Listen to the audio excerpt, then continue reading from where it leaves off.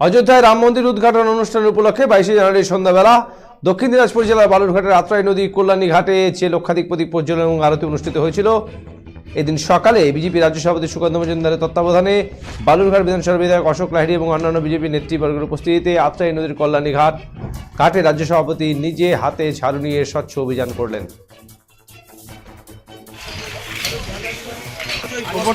ফাঁকা হলো সেই বস্তাগুলো, প্রদীপ যে ফাঁকা হলো সেই বস্তাই পেল।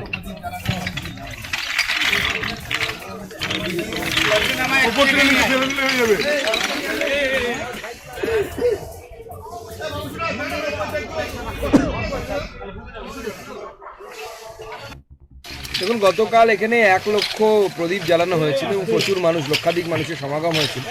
স্বাভাবিকভাবে নদীর পাড়টা কিছুটা নোংরা হয়ে গেছে।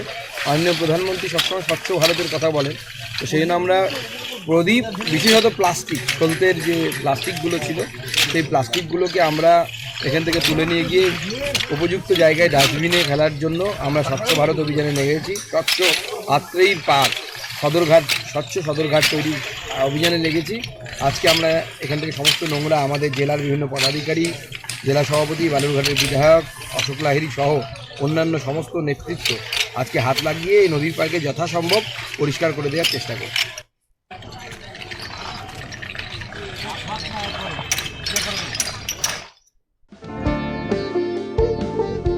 এই সময় আনন্দের মুহূর্ত, এই সময় জীবনকে আলোকিত করা, এই উৎসব আসল হাতের জাদুতে, এই সময় সমৃদ্ধিকে ঘরে আনা। Senco gold, gold and diamond, RRN road, old post office পাড়া সাউথ, কোচবিহার।